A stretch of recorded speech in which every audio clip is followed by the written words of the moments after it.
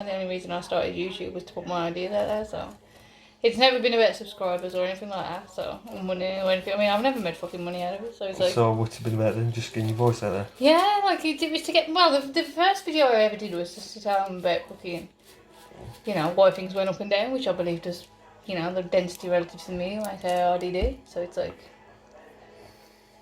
No, I believe that's bullshit, obviously, because they don't work with free falling, so. When things go up and down, I'll go and improv your answer for that. You know what I mean? RDM. You say RDM? RDD?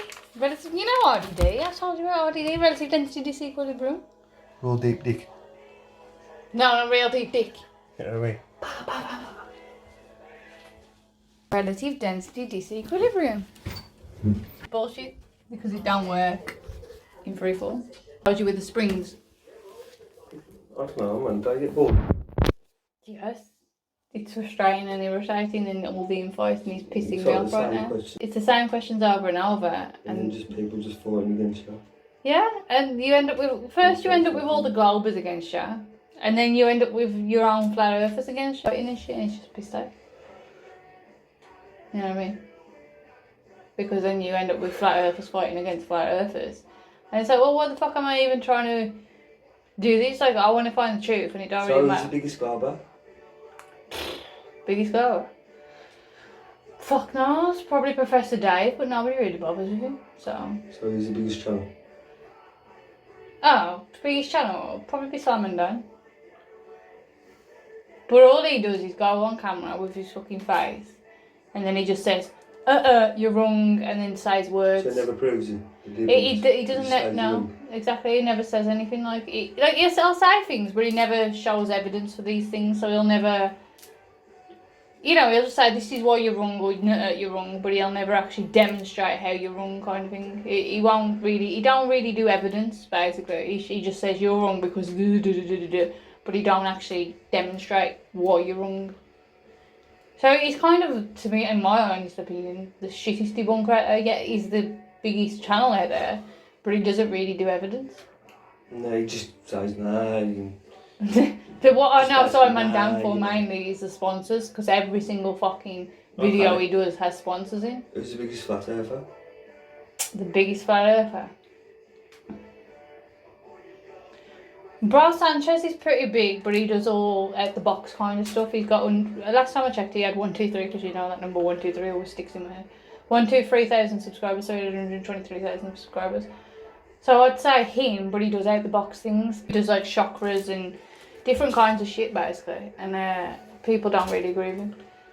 But other than that, I'd say Globebusters are pretty big. I think they have about. They did have about 70 or 80,000. I ain't sure if they're into the 60,000 since Bob Rest his peace passed away. But biggest fighters, Jamanism's pretty big. Now he's got about 25,000. Well, to me, right, it's just all pointless anyway, to be fair. Like, it doesn't matter if it's flat, round, old, pear, oval, whatever shape it is. It hasn't changed your life, is it? Like, to be fair. I see when you say that. I mean, it hasn't changed nobody's life and that, like. Probably funding all from that and that, like, but obviously they'll come around with something like more straight there. No, because it ain't going to change your life, is it? That's the thing. Like when I found out the earth was flat, or so I thought, it didn't change my life now. Like, I don't know. Like, it opened my mind to being a creator and everything like that, but like, so many people believe in the creator and have religions with it still being a god. See, to me, like, it's just a lot of time consuming, energy drained, other pointless stuff. It don't matter if it's round, circle, square, triangle, whatever it is. Who cares? After as short as it is now. What's it done change? Nothing, like, you know what I mean? You debunk that then. No, they'll find something. Yeah, but for me, it was about where we are, why we're here, what is this place, where is this place? Yeah, I know. But like you say, even if you find out all them things, what does it change in your life? Yeah. All you even knows, you're a flat earth or round earth, whatever, blah blah blah. You know what I mean? It ain't even changed nothing in your life. So it's like a pointless conversation. But it's like when I asked Bob Noddell and I says to him when I first got into it, and I was like, well, why would they lie about the shape of the earth and that? Why wouldn't they? He told me that it was to steal your soul. No, why wouldn't the government lie? The government do lie, don't That's the government, isn't it? they? It's NASA government. Government They funded. get paid by the government, yeah. Yeah, it's government funded. It's all fucking funded. They take like 1%, I believe, of the government's budget, whereas the military takes a lot more. But again, I don't even see any point in the military. I mean, that's why I prefer a one world leader, because then at least you won't be invading your own countries because you own them all. So See, I see a point in the military, but I don't. the thing is, right, when it does kick off, like World War III, it's gonna be like nuclear. What do you mean when it does kick off? What's saying it's going to kick off? It will do. Why? I reckon it will do. Why? But the thing is, right, I'm sure back in the day, like, who is it, man? Is it Genghis Khan? Who's the big ruler in Asia? Is it Genghis Khan? I've heard of Genghis Khan. I don't really know who he is. Or was it Attila the Hun? No. The only thing I know about Attila the Hun is I'm fucking not in the museum too or whatever. Like, when they had wars and that, like, they killed more people during their war than we did in World War II. How mad's that? I don't know that. And history I'm more strong and point, is it? So. how crazy is that as well? Like, because obviously, like, I don't know if it's Japan or Korean or anything like that. Is it Mongolian? They have the birthmark come out where it looks bruised on the baby. They come out with they're looking like the bruise, like they've been hit and that, like. I have no idea what you're on about. Yeah, apparently it's like your past life now and who you used to be like and that. The only thing I've heard about birthmarks and past lives is if you come out with a birthmark, that's meant to be how you died in your previous life. No, like Mongolian people, Asian people and stuff like, they come out like bruised and stuff like being hit and that, like. Yeah. I've never heard that. I'm sure it's something to do like I want to say Genghis Khan. I don't even know. I don't really know who that is. I mean, I've heard him at some point, but I don't really know who Genghis Khan is. Because history is really my weak point, so I don't really know much about history, because history's in the past, so I prefer to leave it in the past. Like, what's the point in bringing up history, you know what I mean? But then again, they say you're destined to repeat the same mistakes as history, so. But I don't know, I don't really do history.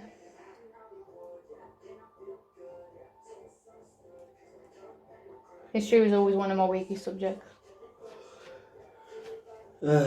What do Mongolians have bruising and bone? Causes dermal melanocytosis. I can't even say that. Melanocytosis is common among people of Asian, Native American, Hispanic, East Indian and African descent. The colour of the birthmark is from the collection of melanocytes in the deepest layers of the skin. Melanocytes are cells that make the pigment colour of the skin, in the skin. But I don't know, because I've got a birthmark like near my ass on the thigh, and like the only thing I ever read about birthmarks was that was meant to be the way you died in a previous life. But that's obviously if you believe in reincarnation and shit, ain't it? Because if you don't believe you ever lived a past life, then you know that you can't really believe that a birthmark is the way you died in a past life. And if my birthmark was the way I died in a past life, then what? I got shot in the ass or something, pretty much in the thigh. Possibly, yeah. You got shot in the ass. Well, it's just under my ass. It's on my thigh, so. Nice shame. Yeah, it is. Well, you've got one, but your one is by your kin there. So, but I don't know if I even believe in past lives. So, you know, do I even believe in past lives to believe a birthmark is the way I died in a past life? Because I can't remember no past lives. But then when you listen to them videos where people say, oh, these kids remember the past lives and they remember how they died, and somebody even said they remember the killer who killed them. They dug up something and the weapon or the body or something was there.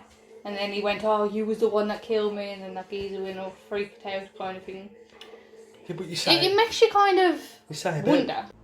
In a region near the border of Syria known as Golan Heights, a boy says he remembers being murdered. At first, no one believed him. That is, until he led village elders to the spot where he remembers being buried. Mixed in with a group of village elders was a man by the name of Dr. Eli Lash. Dr. Eli Lash is known in Gaza for developing a government medical system. Lash witnessed all of these events. The villagers dug up the spot where the boy says his former corpse remains, and sure enough, there was a skeleton there. Mysteriously, a large axe mark on the skeleton corresponds to a birthmark on the boy's head. The boy says he was murdered with an axe, and then led village elders to the spot where the murderer buried the weapon. Sure enough, they dug up an axe. The boy then led people to the village he was from in his past life and told them of his previous name. When people of the boy's former home village were asked about a man going by this name, they said the man had disappeared 4 years earlier and never returned. Remember, the boy was 3 years old. But strangest of all, the boy recounted exactly who his murderer was. When the boy confronted his killer, the man's face turned a pale white and he started acting very suspicious. Once the boy led elders to the exact spot of his corpse and the murder weapon, the killer gave in and admitted to the crime, for which he ended up being charged with. Is the boy a product of reincarnation? Are we all perhaps reincarnations of our past lives? You say about past lives and stuff like that, like, but I believe, like, when it's it, like, that's it, curtains closed, because I don't remember anything before that. Yeah, you pissed me off when you said that the other week. You know what I mean? Because you told me, what was it, when your brain stops, basically, the chemicals in your brain stops, then you stop kind of thing, and it was like, Yeah. I can't really argue that. Although I believe in a soul and I believe in an afterlife and heaven and creator and all that. If you are just literally your brain chemicals, then obviously when that stops, you stop. So. But that's depressing. Because if it's like, if there was a before Christ and then say birthmarks, it's a sign that you died in your past life, you know. Reincarnation, yeah. You can't remember anything. Well, they say your memory gets wiped, are they? And that you're here to either get calm. Yeah, but you say that, but you just made a perfect example about it. Oh, kids are remembering the past life and that. Exactly. Well, some people do say that they remember the past life. I remember one as well. There was a woman, and like, it was a little girl basically, and she went back to this house and she said to this man, "You was my partner," and then she remembered something being hidden somewhere. And I think it was something to do with a settee or something. And there was something being hidden somewhere. And she remembered the place that this thing was hidden. And then she went to this man's place or whatever. And she told him, "This is where I hid it." Or whatever. And then, the man basically was like, "Yeah, that is where my wife used to hide this thing." So then this little girl was basically his wife, but from a past life. Okay, like, it's like you're saying, oh, we just get reincarnated and that. But if you look at the past lives and that, how many people was there and that, like, we wouldn't be reincarnated. It would be a new life because there's more people on the planet now than there was before. Yeah, but then you're meant to have new souls, aren't you, Join?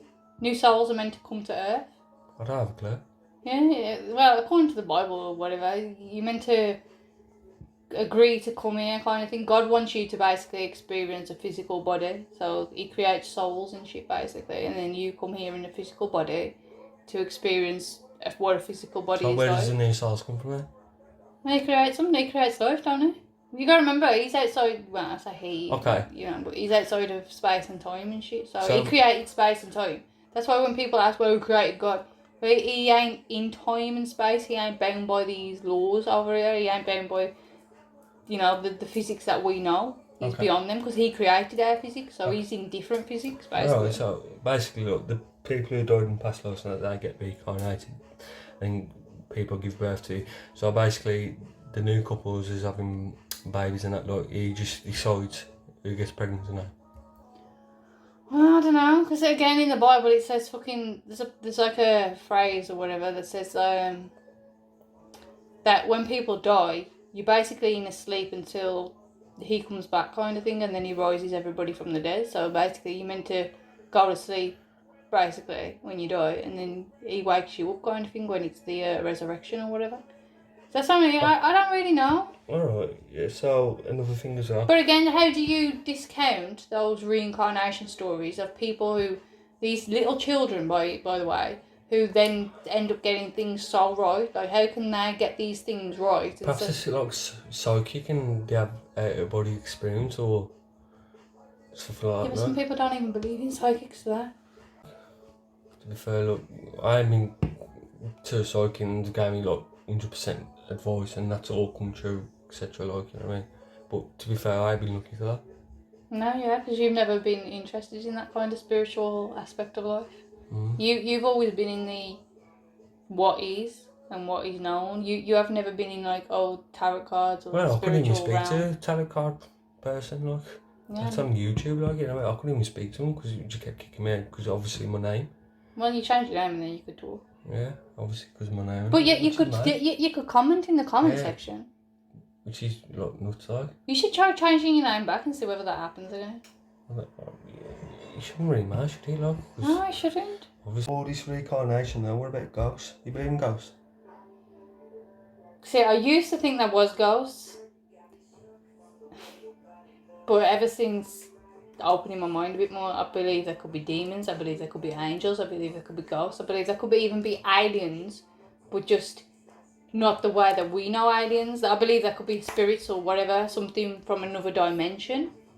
Like, there's a lot of things I believe they are, but the thing is, I have never had somebody stand in front of me that is actually a ghost that I can conversate with and be like, this is a spirit of so-and-so that I know was alive at one point and is now dead, kind of thing. Do you know what I mean? Yeah, but you say about reincarnation and new birth and stuff like that, so ghosts, what are they then? Just stuck in limbo? So wouldn't that be less people in reincarnation and new birth? Well, some say that they have to wait for the window, don't they, to open? Yeah, but it just don't make sense, you know what I mean? Well, some say you're in limbo and you have to wait for the window for reincarnation or to go to heaven or whatever, but you're meant to come to Earth or whatever to learn lessons and stuff, are you? That's what they say. Some people, they say that you're meant to come to Earth and learn the lessons that you're meant to learn so that you can spiritually grow, kind of thing, basically.